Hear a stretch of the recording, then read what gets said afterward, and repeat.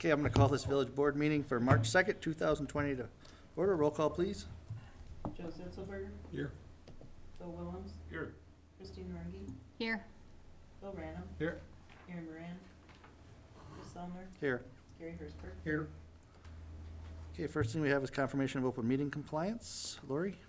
I can confirm that the draft agenda was published in the Waunakee Tribune on February 27th. The final agenda was also posted on that same date, February 27th, at all 3 village posting locations. And the final agenda and meeting packet were available online on the same date, February 27th. Thank you. All right, first item we have is consent agenda. Would anybody like anything pulled, or I'd look for a motion? Move approval of the consent agenda. Motion by Phil Willems, Second. second by Kristen Runge. Any other comments? Call the question. All in favor, say aye. Aye. Opposed? Ayes have it. Public comments. Is there anyone here who would like to address the board on an issue that's not on the agenda for this evening? Nyla Fry, 404 East Berlin Avenue, Village of Waunakee. I am asking that the village board have a hometown meeting pertaining to the beginning of the strategic planning process for Waunakee. I feel that a survey going out randomly is not going to do the job and to give enough citizen input. And also, once I realized that the Division Street is going to go through with the Viridian project, I feel kind of like, as a citizen, I was cheated. Even though it's legal to put a road through without citizen comment or citizen input being part of the project, it's affecting a park, and that really concerns me. So I guess what I'm here to say is, just because something's legal doesn't necessarily mean it's right. Okay, thank you. Any other comments? Okay, hearing none. Todd, do you have anything to speak? I just note that we're going to watch carefully whether we might have agenda items for 2 weeks from now for the board meeting. I know several people over here and up there have some conflicts already for that week being spring break. So stay tuned on whether we will hold the meeting, reschedule it, or otherwise cancel. Thank you. All right, first item we have is license and permits. First one is discuss and take action on original alcohol beverage application for Pace Car LLC doing business as Mr. Brew's Tap House. Lori? Yeah, in your packet materials, you'll find that the required paperwork for the new ownership of Mr. Brews is what it is. So nothing's changing over there other than new owners. So the Waunakee Police Department and village staff would recommend approval for this application. Okay, board members, any questions or look for a motion? Although there is new ownership, is there a change in management as well, or? There is gonna be a new manager over there as well. Okay. What was before was ownership and management that didn't reside in the village. These people still don't reside in the village, but they're a lot closer. Okay. They're in Verona. So, But the building's owned and leased by Dr. May to them, yes. so we got a little bit of in-town part there. I recommend approval of the original alcohol beverage license application, subject to possession of a current seller's permit, payment of outstanding liquor bills, and payment of all outstanding bills or monies owed the village. Okay, we have a motion. I'll second. So a motion by Phil and second by Bill Random. Any other comments, questions? Okay, I'll call the question. All in favor, say aye. Aye. Opposed? Ayes have it. Next, we have discuss and take action on operator license applications for Brand Words and Heather Hand. Staff recommends the approval of the license applications for Brad Works, apologies for your typo Brad. in your packets, and Heather Hand. These two individuals are the ones that I spoke of earlier that will be at Mr. Bruce Tap House. Okay, any questions, concerns, or look for a motion? Move approval of an operator license for Brad Works and Heather Hand, subject to successful completion of an approved responsible beverage server training course and review by the Waunakee Police Department. Motion by Phil Williams, Second. second by Kristen Runge. Any other comments? Call the question. All in favor, say aye. Aye. Aye. Opposed? Ayes have it. Next, under new business, we have discuss and take action on initial resolution authorizing the borrowing of not to exceed $9,995,000 and providing for the issuance and sale of general obligation corporate purpose bonds series 2020A. Todd, are you or Renee, can you introduce? introducing? And then Todd? Yeah, so Todd Taves from Ellers is here to talk about this borrowing. You may remember last year, we did a capital improvement plan, a 10-year plan with them, and it indicated sort of an every other year borrowing approach. And so this would be the first of those, so borrowing for 2020 projects and 2021 projects. And those are primarily for streets, because we increased the overall budget for the street improvements, and then some park projects.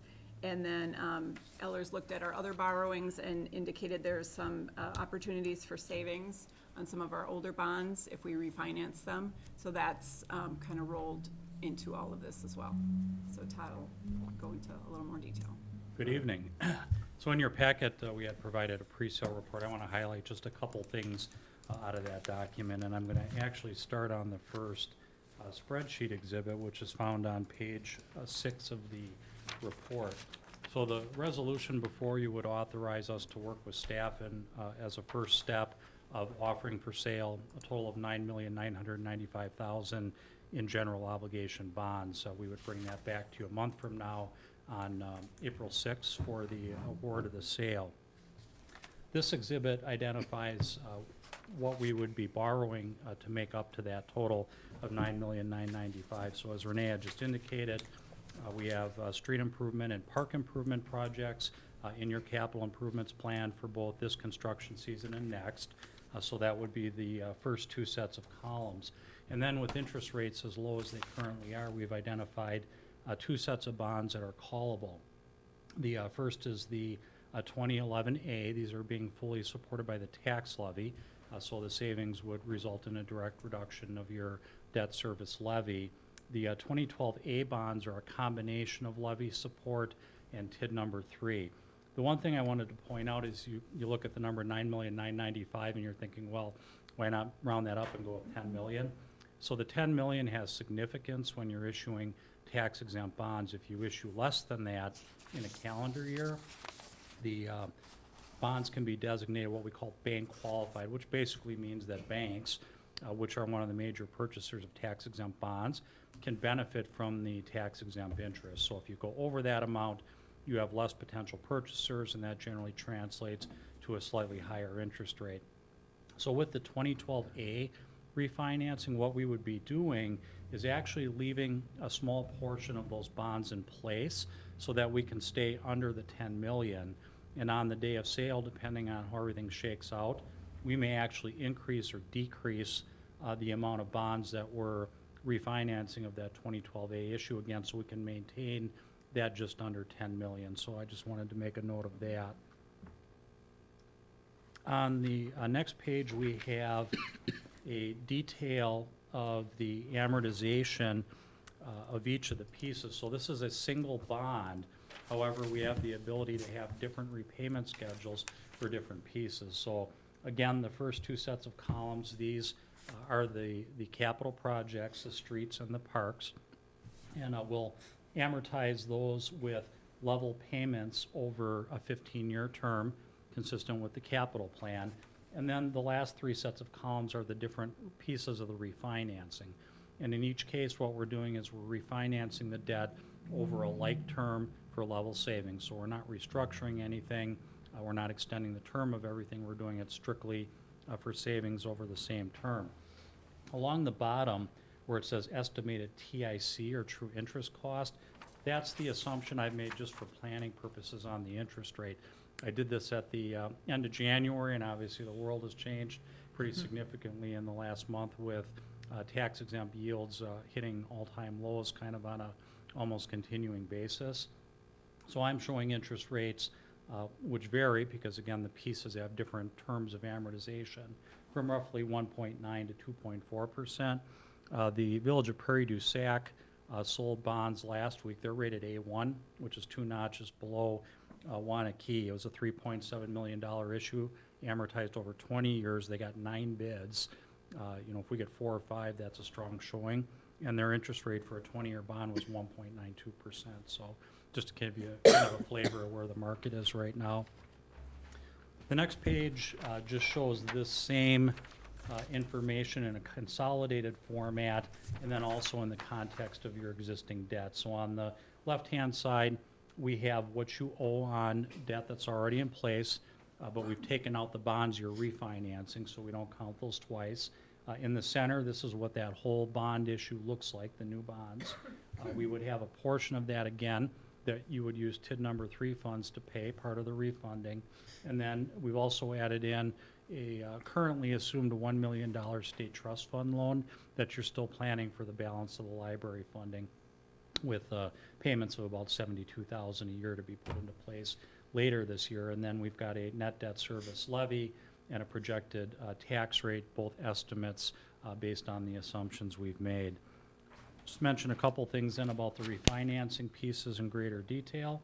The next exhibit is detail of the refinancing of the 2011A issue. Again, this is the one that's all tax levy supported, and the important number here is the one on the far right-hand column, just comparing the old debt service to what we've estimated for new debt service.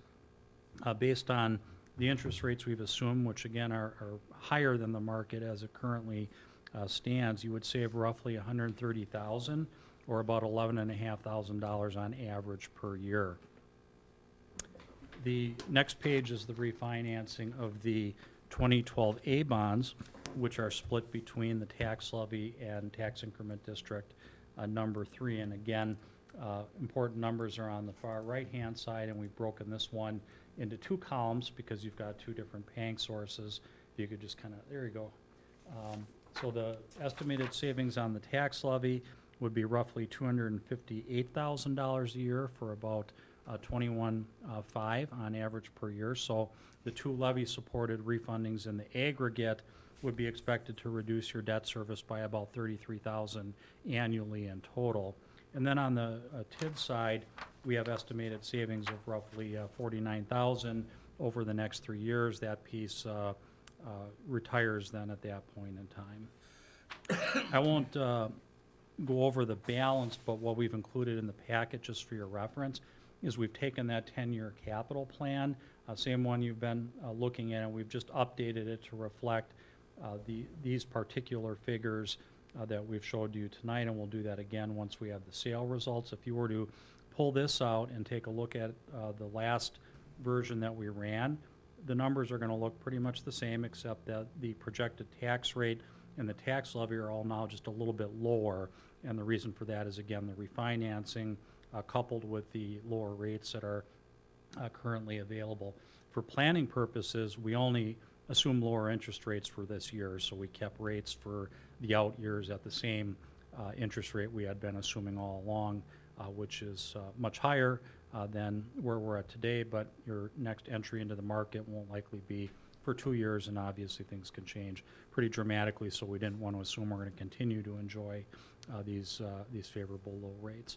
So again, authorizing the resolution tonight allows us to go forward, offer these bonds for sale. We'll be back in a month with the results for your consideration. Okay. Board members, any questions for Todd?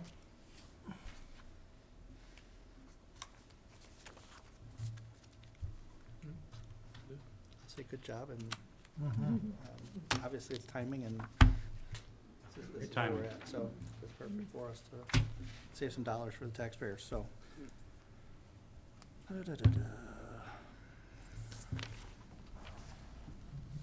So we're looking, we're looking for a motion right now to approve this. I'll move to approve the initial resolution authorizing the borrowing of not to exceed $9,995,000 and providing for the issuance and sale of general obligation corporate purpose bonds, Series 2020A. Okay, motion by Joe Zitzelberger, I'll second. second by Gary Hertzberg. Any other comments? Okay, I'll call the question. All in favor, say aye. Aye. Aye. Opposed? Ayes have it. Thanks, Todd. Good night. You can stay if you want. I always offer it for people that take off. So long. Okay, Next, we have item number 2, discuss and take action on employment terms for Adam Kreitzman for Chief of Police. We're going into closed session for this. I believe. We will, and I'll just mention as far as process goes, the kind of a separation of powers when it comes to appointing police chiefs in Wisconsin by state law. The police commission has the authority to decide who will be the next chief. The village board has authority over the terms of employment for that person.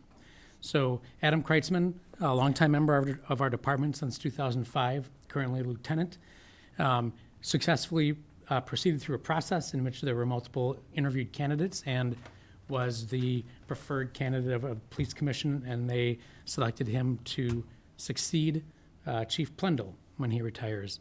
So with that, I would suggest we go into closed session to discuss the benefits for Adam Kreitzman. Okay, so I'm going to read my thing and then we go. So the village board may convene in closed session as authorized by Wisconsin statute 19.851C for the purpose of considering employment, promotion, compensation, or performance evaluation data of any public employee over which the governmental body has jurisdiction or exercise responsibility. The village board may reconvene in open session to discuss and take action on subject matter discussed in closed session.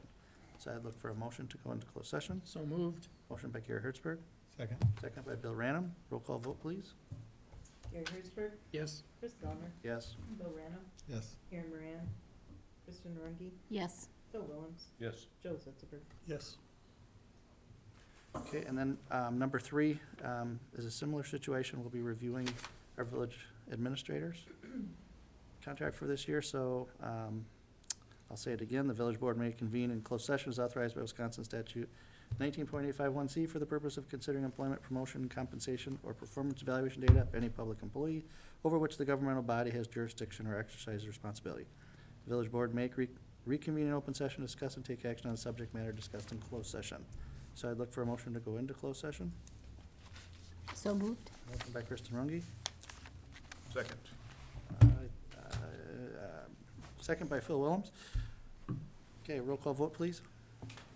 Chris Zellner, Yes. Gary Hertzberg, Yes. Bill Rano, Yes. Aaron Moran, Joe Zitzelberg, Yes. Phil Willems, Yes. Kristen Runge. Yes.